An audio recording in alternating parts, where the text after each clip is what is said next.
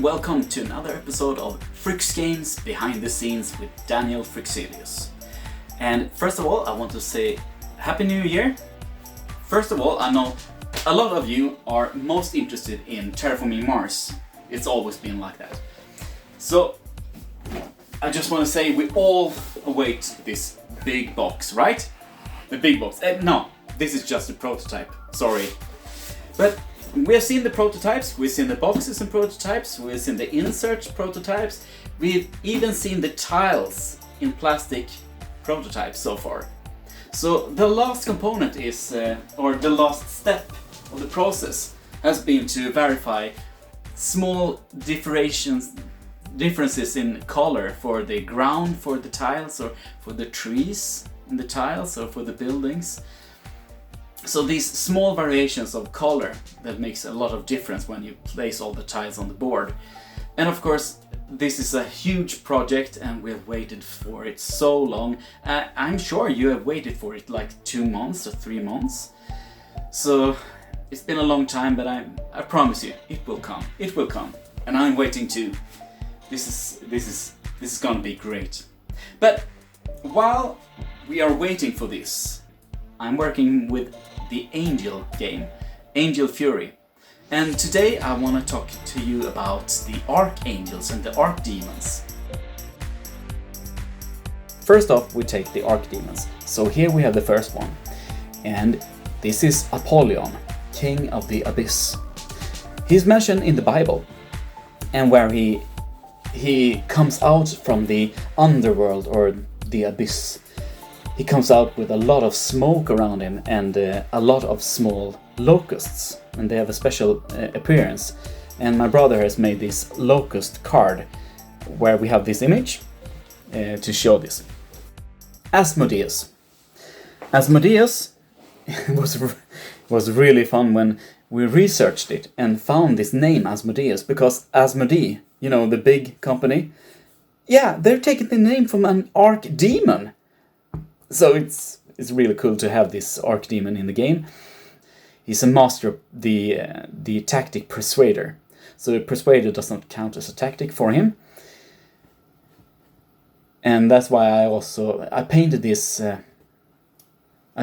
picture, this archdemon, as a, you know, he almost looked noble.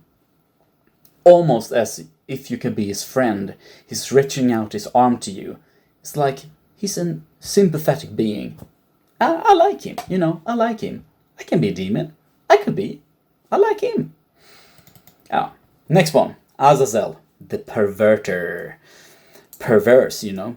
And the Azazel was told that he was one of the old gods in the old days, in the days of Noah, when all the world gone crazy. And Noah, you know, the Bible tells us that God has to send a flood all over the world, and that's because of Azazel.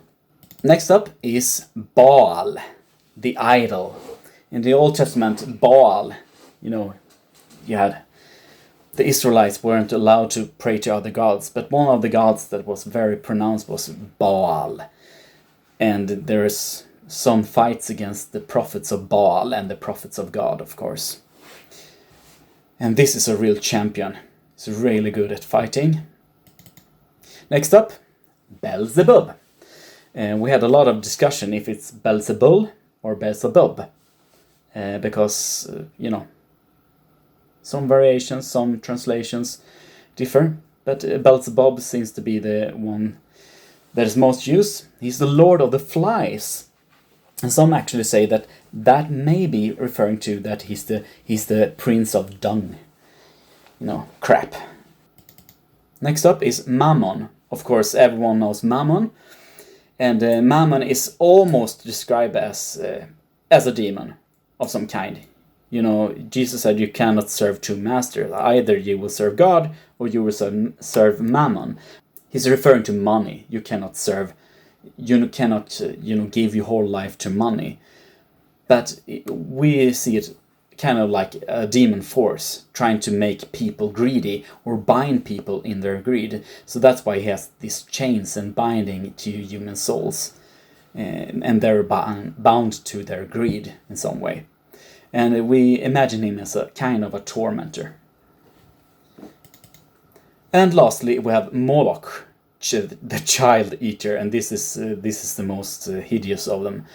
There was also an idol from the Old Testament, but this one is particularly scary, because actually moms were giving their infants to this god, and they had an idol made of bronze, and they heated up this idol so it was glowing with fiery heat.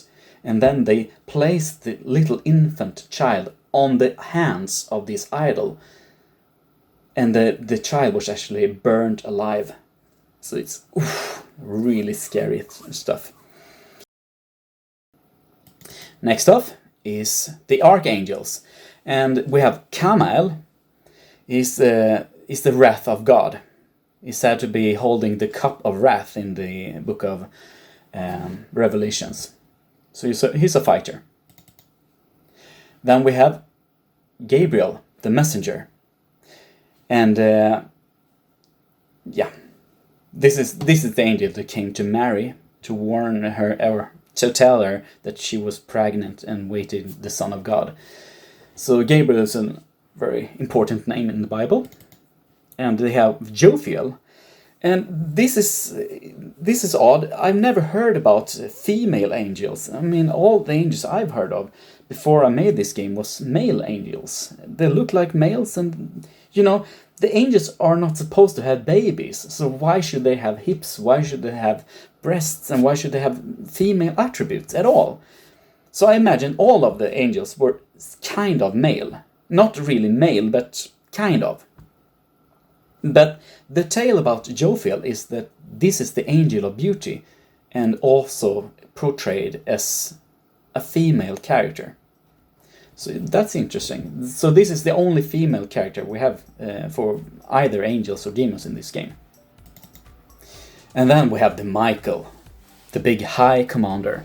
And this is the only one actually mentioned in the Bible to be an archangel. Not even Gabriel is explicitly mentioned to be an archangel, but Michael is an archangel.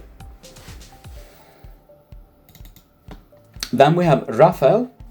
So he is the healer. He goes around heal people, and that's why we have the tactic healing hands that is extra good with. We have Uriel. He is the guardian of Eden. And it's told that when Adam and Eve had sinned, they were punished by exile from the Garden of Eden. And it said that Uriel was the one who carried the sword and forced them away. He had a flaming sword. And last we have Zadkiel, an angel of hope. It's not he's not mentioned that much, but he's said to be a standard bearer beside Michael. So that's what we know about him. And that's it. That's the Archangels. And I hope you enjoyed this video. And if you have any comments when you've seen these Archangels and Archdemons, if you have any special things to say, please leave a message. And the last thing I want to show you is just a little film clip I made for the Kickstarter that's supposed to be soon.